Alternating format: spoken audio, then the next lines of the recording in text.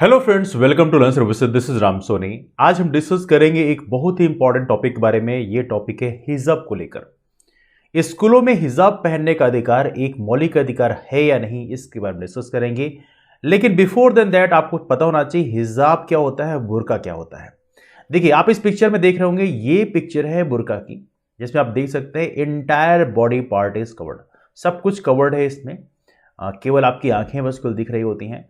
लेकिन हिजाब की बात करें तो यहां पर केवल आपका हेड का जो पोर्शन है वो कवर किया जाता है, गले का पोर्शन कवर होता है, मतलब एक स्कार्फ टाइप का होता है जिससे आपका ये पोर्शन कवर होता है। फेस की बात करें, फेस पूरा दिख रहा होता है। जहां पे आप देख रहे हैं ये मास्क का, तो मास्क तो कोविड-19 के चलते बेसिकली पहना जा रहा है, लेकिन यूजुअली देखा जाए तो फेस अनकवर्ड होता है ना।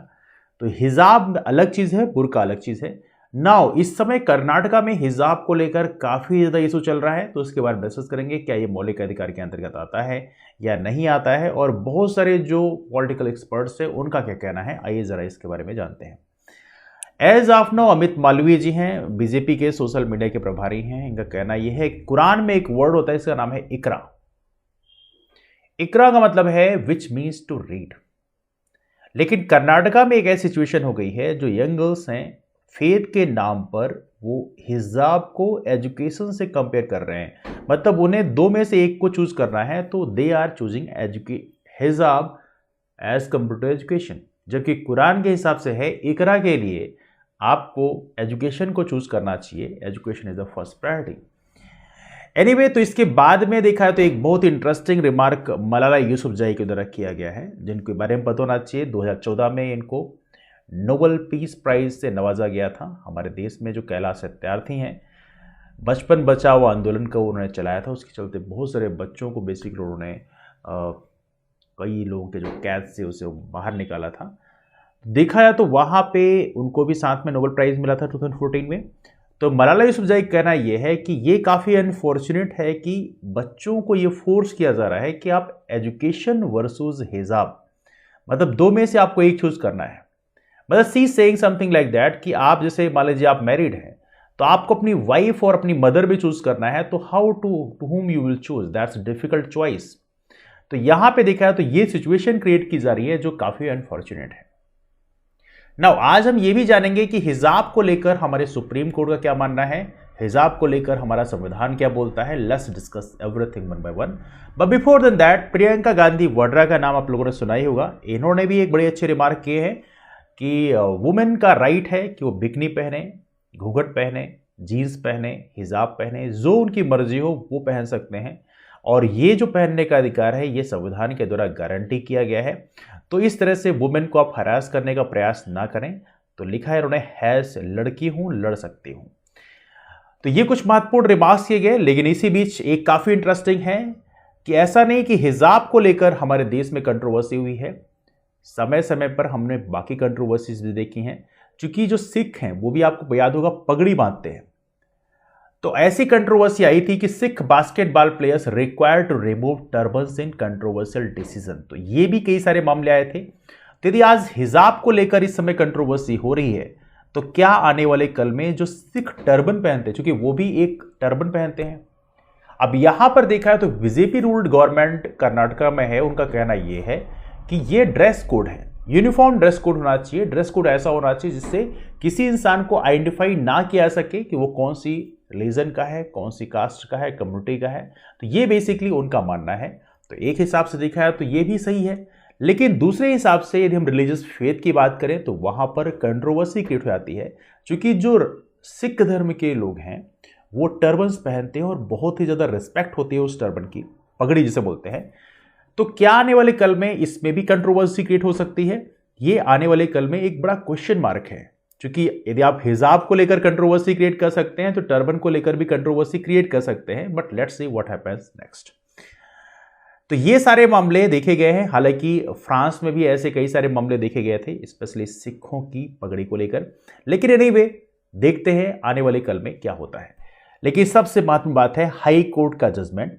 हाई कोर्ट ने कहा कि जो कर्नाटका में जो ड्रेस कोड गाइडलाइंस हैं ये मौलिक अधिकारों के खिलाफ हैं, और ये काफी इंपॉर्टेंट है। हिजाब को लेकर जो कंट्रोवर्सी थी, हालांकि इसमें बहुत सारे जो मीडिया, इलेक्ट्रॉनिक मीडिया हाउसेस हैं जबकि मामला प्रेजुडिस था, ऑलरेडी कोर्ट में केस चल रहा था। इसके बावजूद भी देखा जाए तो यहाँ पर बहुत सारे मीडिया ट्रायल हुए हैं, बहुत सारे डिस्कशन हुए हैं जो नहीं होने चाहिए आमतौर पे, लेकिन फिर भी यही एक बड़ी मिस्टेक है हमारे देश में मीडिया ट्रायल की। अपार्ट फ्रॉम दैट देखा जाए तो हाई कोर्ट ने यहां पर बोला है कि जो मौलिक अधिकार हमारे देश में हैं उसके खिलाफ में कर्नाटका में ड्रेस कोड लाया गया है, जो काफी अनफॉर्चुनेट है, काफी गलत है। वैसे पता होना चाहिए संविधान में आर्टिकल 13 में एक प्रोविजन है कि यहां पर बोला जाता है कि यदि कोई भी ऐसा नियम लाया जाता है, कानून लाया जाता है, चाहे वो किसी के फॉर्म में हो, चाहे वो एक अध्यादेश ही आप लेके आए हो आर्टिकल 123 के थ्रू या आर्टिकल 213 के थ्रू, जो भी है, या आप कोई भी ऐसी रूलिंग लेके आ रहे हो, तो वो यदि मौलिक अधिकारों का हनन करता है तो उसे क्वैश कर दिया जाएगा, यानी रद्द कर दिया जाएगा। And that's very important, article 13। Now देखा जाए तो यदि हम बात करें हमारे संविधान में और कौन कौन सी रूलिंग है, आर्टिकल 25(1) की बात करें तो हमारे संविधान में freedom of conscience, right freely to profess, practice, propagate religion की बात करता है। तो ये सारी चीजें यहां पे कही गई हैं कि अपने धर्म का प्रचार कर सकते हैं, प्रैक्टिस कर सकते हैं, लोगों तक पहुंचा सकते हैं, उनको उनके बारे में जागरूक कर सकते हैं। ये प्रकार से निगेटिव लिबर्टी की बात की गई है, क्योंकि यहां पे राज्य के पास अधिकार नहीं है। राज्य का मतलब है किसी कंट्री की बात कर रहे हैं, स्टेट वर्ड ही इस्तेमाल करते हैं आमतौर पे, तो राज्य के पास अधिकार नहीं है कि वो इसमें इंटरफेरेंस करे या ऑब्स्टिकल क्रिएट करे। लेकिन यहां पर कुछ लिमिटेशन भी है। यदि ऐसा कुछ लग रहा है कि पब्लिक ऑर्डर खराब हो रहा है या कोई डिसेंसी खराब हो रही है, मोरलिटी, हेल्थ का इशू है, तो ऐसी कंडीशन में यहां पर उस पर रोक लगाई जा सकती है। जैसे मान लीजिए सपोज करिए कोई बहुत मीटिंग हो रही है, गैदरिंग हो रही है, एक रिलीजियस गैदरिंग है, लेकिन वहां पर जैसे कोरोना के चलते कोविड-19 प्रोटोकॉल्स आप लोगों को पता होना चाहिए कि इस समय क्या चल रहे हैं, तो देखो गाइडलाइंस जारी हुई है, आर्टिकल 144 जारी हुआ है, उस कंडीशन में यहां पर रेस्ट्रिक्शंस लगाए जा सकते हैं, भले वो रिलीजियस फेथ का ही मामला क्यों ना हो। लेकिन in normal circumstances you should not impose such kind of things. और आर्टिकल 13 की बात करें तो आर्टिकल 13 यहां पर काफी इंटरेस्टिंग है कि यदि कोई भी ऐसा नियम कानून बनाया गया है जो मौलिक अधिकारों को हनन करता है तो उसे रद्द कर दिया जाएगा।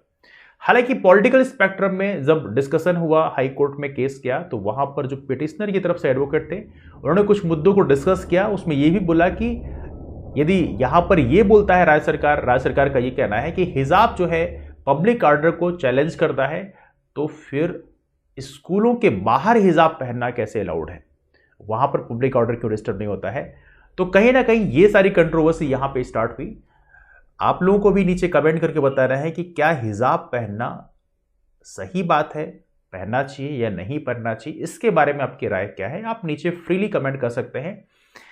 लेकिन सुप्रीम कोर्ट के द्वारा समय समय पे कुछ ऑब्जर्वेशन किए गए, जिसमें आर्टिकल 25 तो है ही है, जिसमें आप अपने धर्म का प्रैक्टिस कर सकते हैं, प्रोफेस कर सकते हैं, प्रोपगेट कर सकते हैं, लोगों तक पहुंचा सकते हैं। इसके अलावा यहां पे ये भी है, हर एक इंसान किस धर्म का पालन करना चाहता है, किस धर्म को मानना चाहता है, उसका वो फाइनल जज है। यहां पर किसी के ऊपर आप थोप नहीं सकते।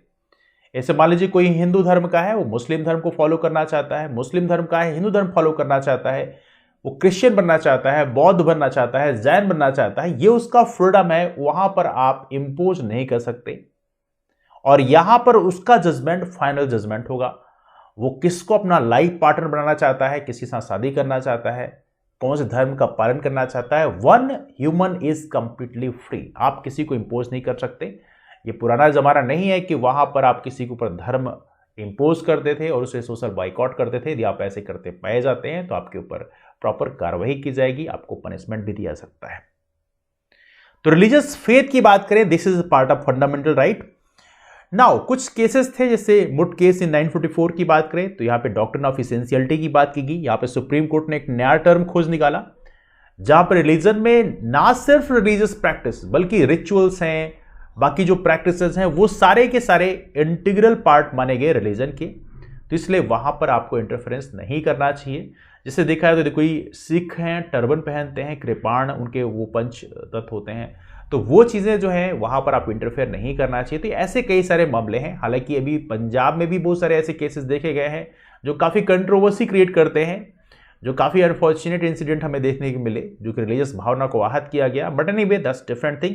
लेकिन फिर भी यहाँ पर इस केस में भी ये बोला गया कोर्ट की रूलिंग हिजाब को लेकर भी पहले है, जैसे Amna bint Basheer versus Central Board of Secondary Education 2016 की बात करें तो यहां पे केरला हाई कोर्ट ने भी इसको हेल्ड किया था कि जो वियरिंग हिजाब है ये एक इसेंशियल रिलीजियस प्रैक्टिस है और देखा जाए तो ये इंपॉर्टेंट है।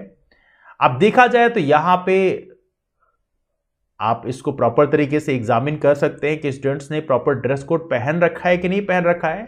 तो यहां पे केरला हाई कोर्ट ने यहां पर किसी भी तरफ प्रॉपर झुकाव नहीं रखा, बल्कि ये बोला कि आपने ड्रेस कोड को भी फॉलो करवा सकते हैं, बट साथ में हिजाब को भी चेक, मतलब हिजाब में भी आप इंटरफेयर ना करें। मतलब एक प्रकार से पीस मेंटेन करने का प्रयास किया गया था। मतलब स्कूल का जो ड्रेस कोड है आप उसे फॉलो करें प्रॉपर तरीके से कि बच्चे पहन रखे हैं नहीं पहन रखे हैं, लेकिन उसके साथ में हिजाब को भी आप पहने रहने दें।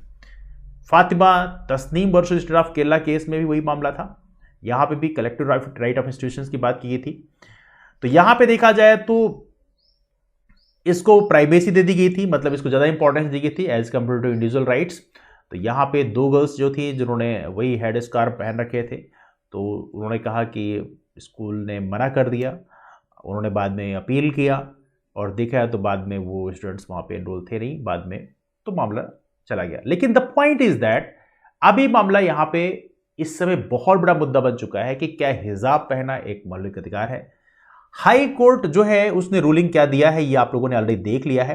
आप देख सकते हैं यहां पे जो हाई कोर्ट है उन्होंने रूलिंग दिया है कि कर्नाटका जो ड्रेस कोड है, जो गाइडलाइंस इसे बनाई गई है कि हिजाब पहनना अलाउड नहीं है, वो मौलिक अधिकारों का हनन है। तो आई एम श्योर कि आपको पता भी चल गया होगा हिजाब और बुर्का में क्या डिफरेंस है, लेकिन मैं आप लोगों का ओपिनियन जानना चाहता हूं। आपको क्या लगता है कि क्या स्कूलों में बच्चों को किसी भी तरह से कोई भी धार्मिक जो फेद हैं वो बिल्कुल अलाउ नहीं करने चाहिए?